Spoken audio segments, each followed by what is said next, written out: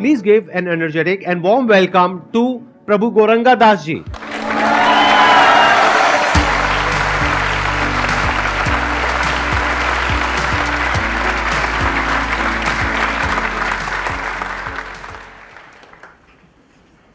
Sandeep ji is a great example. Consistently इतने सालों से हफ्ते में 2 बार एज अ रूल इनके प्रोग्राम्स और पॉडकास्ट रिकॉर्डिंग करते ही हैं, चाहे स्केड्यूल कितना भी बिजी क्यों ना हो. So it's a great example of someone who is very very disciplined, because without habits, without resilience and without focus you can practically achieve anything in life. Sir, ups and downs daily आते हैं. हाँ sir. तब मैं सुबह सुबह उठता हूँ, पढ़ने के लिए बैठता हूँ, सारा दिन पढ़ा, फिर कह लो कि फिर डिमोटिवेट हो गया. 4 स्तर के मोटिवेशन बताए हैं भगवत गीता में. सबसे लोएस्ट लेवल है भय से, मतलब ये नहीं किया तो क्या होगा. उसके ऊपर आता है इंस्पिरेशन, मोटिवेशन बाय डिज़ायर, इच्छा से कि हम कुछ ऐसा करें, ये करें, वो करें, उनको हराएं. तो वो जो है एक नेक्स्ट लेवल पे एक कॉम्पिटिटिव स्पिरिट के हिसाब से वो चलता है. इसे गीता में रजोगुण से प्रेरित कहते हैं. And comparison is the thief of Joy. तो इससे व्यक्ति स्वयं क्या कर सकता है, उसके खुद के टैलेंट, उससे वो दूर रहता है, क्योंकि केवल वो यहाँ वहाँ देखते हुए ही is just driven by a certain desire. It doesn't consider whether it's practical और रियल और नॉट. तो ये एक दूसरे लेवल की प्रेरणा है, मोटिवेशन है. तीसरे लेवल पे जो गीता हमें ले चलती है वो है सत्वगुण से प्रेरित. उसको कहते हैं कर्तव्य परायणता, motivation by sense of duty. हम ये करें क्यों? क्योंकि ये हमारा कर्तव्य है. यहाँ से एक संतोष की अनुभूति होने आरंभ होती है. Satisfaction begins when you are motivated by sense of duty. फिर उसके आगे सबसे ऊंचा, जिसमें बहुत ग्रंथों में जिसका वर्णन है, वो है motivation by sense of love, प्रेम. अर्थात in every relationship there is scarcity, impediment, discomfort, unhappiness. Still when relationship continues it is called love. निस्वार्थ सेवा भाव को कहते हैं प्रेम. तो इस तरह से ये 4 स्तर पर हैं, और हम जिस स्तर पर भी हों उस स्तर से अगले स्तर पर उठने के लिए जब पॉजिटिव लोगों के साथ जो इस प्रकार की धारणा अपने जीवन में अपनाते हों, संग के माध्यम से ये मोटिवेशन में प्रोग्रेस होता है. It is through association that you rise up the motivation ladder. तो इसलिए बहुत महत्वपूर्ण है कि संदीप जी सेल्फ मोटिवेशन वाली बात बताते हैं, और इसे कई हजारों लोग और सुनते हैं. इससे मानसिक रूप से सकारात्मक एक दृष्टिकोण उत्पन्न होता है. जो अभी प्रभु जी ने कहा, मैं उसी बात में थोड़ा सा और ऐड करता हूँ. ऐसा नहीं है कि आपको इन चारों में से किसी एक को ही चूज करना होगा. डिपेंडिंग अपॉन कि सिचुएशन क्या है, अलग अलग मोटिवेशन आपके ऊपर काम कर सकता है. जैसे कभी कोई फियर आपके ऊपर हावी हो रहा है, तो उस फियर को आप यूज कर सकते हो मोटिवेट होने के लिए, अपने काम को करने के लिए. फॉर एग्जाम्पल, आपने देखा अपनी फैमिली में कि पैसे की वजह से क्या दिक्कत हो रही है, अपने पेरेंट्स का इलाज कराने के पैसे नहीं है, तो डर लगा ना कि कल को अगर और प्रॉब्लम बढ़ गई तो पैसा कहां से लाएंगे. तो देयर इज फियर. तो उस फियर को यूज करो अपना काम करने के लिए, क्योंकि अगर कुछ नहीं किया तो ये सिचुएशन बद से बदतर होती चली जाएगी. तो खुद की पर्सनालिटी को समझना पड़ेगा, ऑब्जर्व करना पड़ेगा कि मेरे लिए एक्चुअल में लाइफ में सबसे ज्यादा मुझे मोटिवेशन कहां से मिलता है. या जब भी आपने कभी तो अच्छा लाइफ में परफॉर्म किया होगा किसी ना किसी चीज में, तो जब किया तो उसके पीछे क्या मोटिवेशन था वो देखो, बजाय हमसे पूछने के या किसी और से पूछने के. अपनी लाइफ को ऑब्जर्व करो तो आपको समझ आ जाएगा, अच्छा मेरी जो पीक परफॉर्मेंस थी वो इस वजह से निकल करके आई थी, मतलब इस तरह का मोटिवेशन मेरे ऊपर बहुत काम करता है. तो इंटेलिजेंटली आप मूव कर सकते हो लाइफ में. नहीं तो अगर आप किसी की बात सुन करके मोटिवेट होने की कोशिश करोगे तो फंस जाओगे. क्योंकि प्रॉब्लम क्या है कि आज प्रभु जी हैं, वो कुछ और बात करेंगे, मैं कुछ और बात करूंगा, कोई और है वो कुछ और बात करेंगे, तो किसकी सुनोगे? और आपके अंदर कुछ और ही चल रहा होगा. तो look at what is going on in you. जरूरी नहीं है जिस तरह से आप मोटिवेट होते हो उसी तरह से मैं होता हूं, और जिस तरह से मैं होता हूं उस तरह से आप होने की कोशिश करोगे, आपको मजा ही नहीं आएगा. मैं आपको कहूंगा आओ यहाँ पे आके फ्री में सेशंस करो, आप सुबह उठ ही नहीं पाओगे. बट आपको कहता हूं आओ सेशंस करो, 1 लाख रुपए मिलेगा. उठना क्या, आप सोओगे नहीं. नींद उड़ जाएगी, राइट? तो अलग अलग लोगों पे अलग अलग मोटिवेशन काम आएगा। बहुत अच्छा पॉइंट इन्होंने अभी जो बताया कि मेरा भी अनुभव था लेवल वाला। एक कॉलेज में मैंने ऐसे लेक्चर दिया, नया कॉलेज था। लेक्चर देने के बाद मैंने कहा एनी क्वेश्चंस, तो एक स्टूडेंट ने हाथ उठाया, बोला क्वेश्चन था मेरा लेकिन अब मेरा क्वेश्चन आंसर हो गया। अच्छा, मैंने कहा यार ऐसी क्या बात कर दी मैंने कि क्वेश्चन आंसर हो गया। मैंने क्वेश्चन था क्या? बोला नहीं नहीं हो गया। मैंने कहा अरे बताओ तो, जिज्ञासा और बढ़ रही है। बोला मेरा एक ही क्वेश्चन था कि आपका लेक्चर कब खत्म होने वाला है।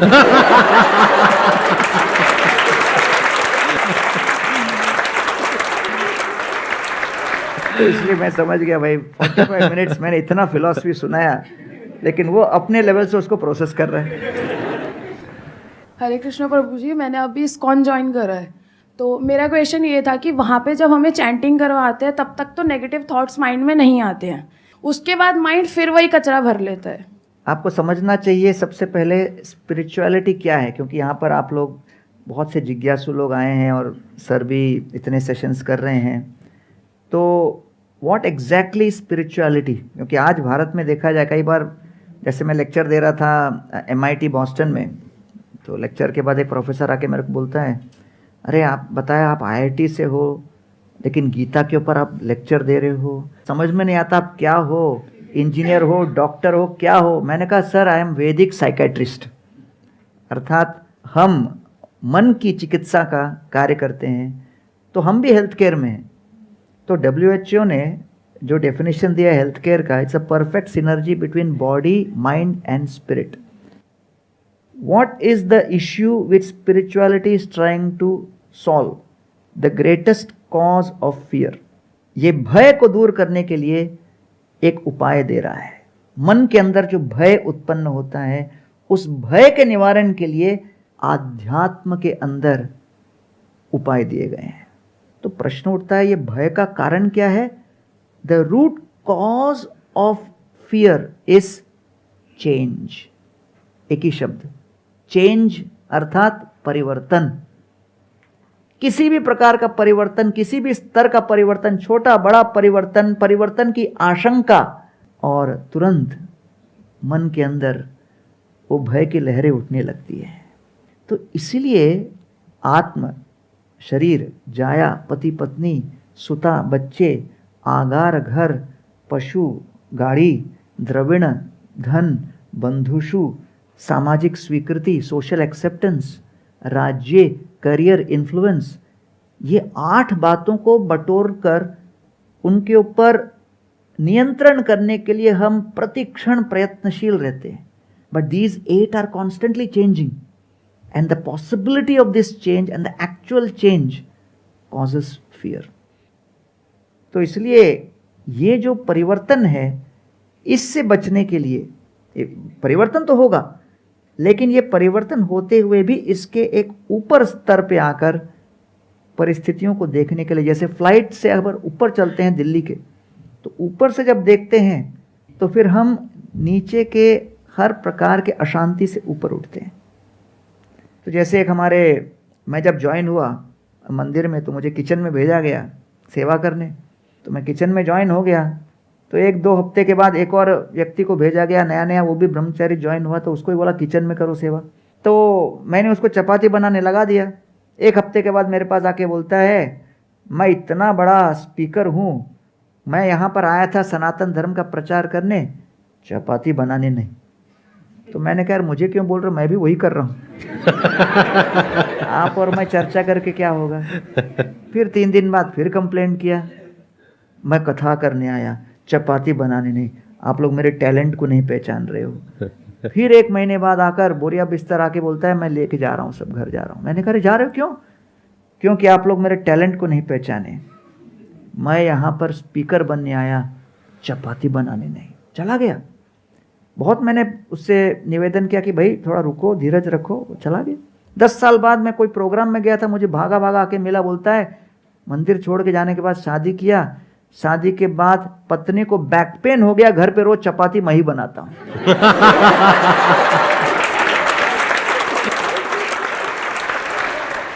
तो जब हमारे जीवन में कोई चेंज या परिवर्तन लादा जाता है तो हमारी सबसे पहली प्रतिक्रिया होती है कि उस परिवर्तन को किस तरह हम रोकें या उससे कैसे जूझें, जो करना चाहिए।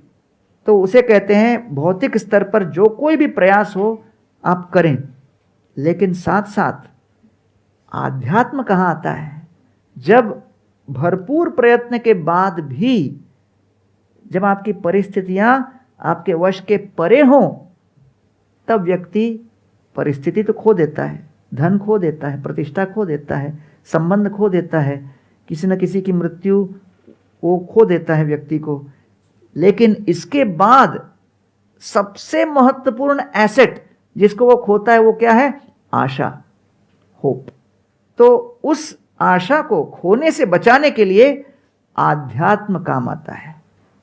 एक तरीका तो ये है कि आप अपने आप को इतना कैपेबल बनाओ कि आप किसी भी सिचुएशन से लड़ सको। लेकिन ये भी बात सच है कि बहुत सारी सिचुएशंस ऐसी भी होती हैं लाइफ में जहां पर हमारा कंट्रोल नहीं होता है, जहां पर जा करके इंसान एक्चुअल में हार जाता है। उस वक्त आपको स्पिरिचुअलिटी की ज़रूरत है, या फिर जहां आप जाते हो, जैसे आपने बोला कि जब आप वहां पे जाते हो तो आपको बड़ा अच्छा फील होता है, ये भी कोई कम नहीं है। बिल्कुल ऐसा है कि आपको बैक पेन हो रहा है और आप किसी ऐसी जगह पर गए, वहां पे जाते ही बैक पेन ठीक हो गया, तो ये क्या कम है अपने आप में देखा जाए तो? एटलीस्ट कहीं तो कोई है, चाहे इस्कॉन टेम्पल है, चाहे और टेम्पल्स हैं, चाहे और ऐसी जगहें हैं जहां पर लोग जा करके कुछ देर के लिए तो अपना जो दुख दर्द है उसको भूल सकते हैं। बहुत बड़ी बात है, ये भूलना कोई छोटी बात नहीं है, क्योंकि that is like a reboot. जैसे फिजिकली हमको थकान होती है, उसका क्या इलाज है? नेचर ने एक इलाज दिया है, that is sleep.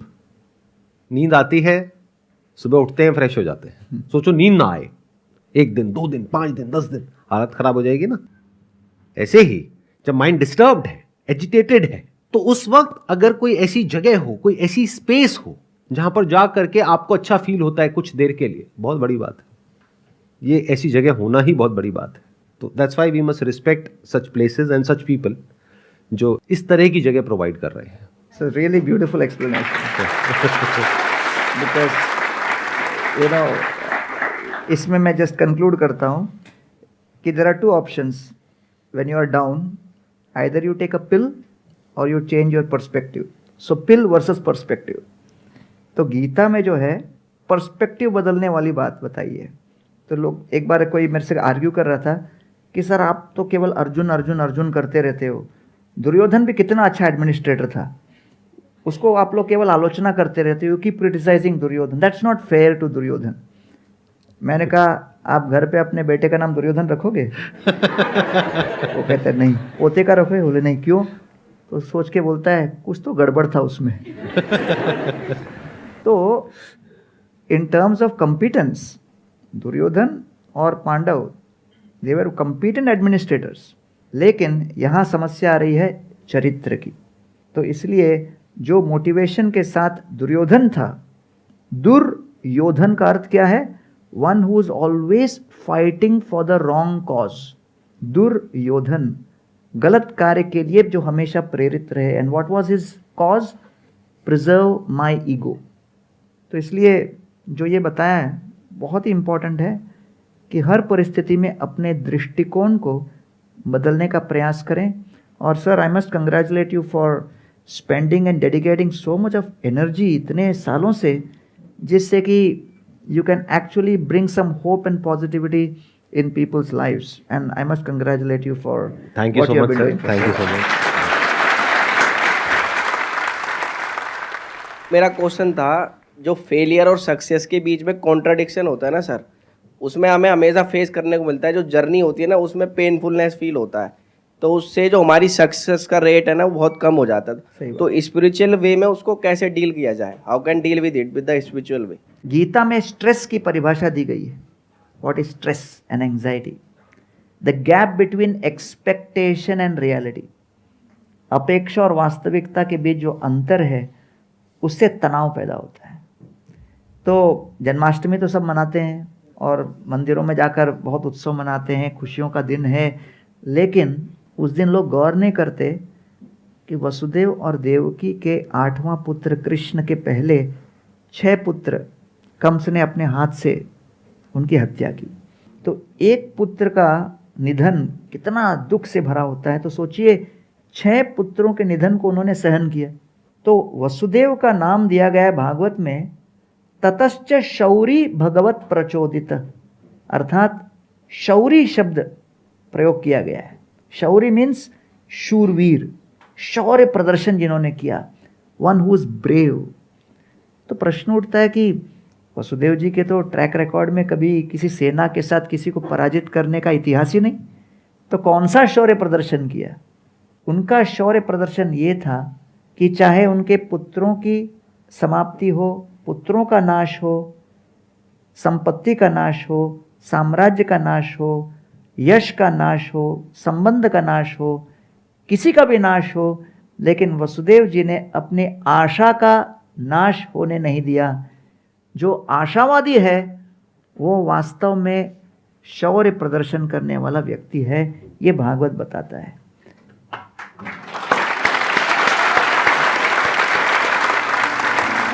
Thank you so much जी यहाँ पर आने के लिए, मुझे बहुत अच्छा लगा आपसे मिल करके।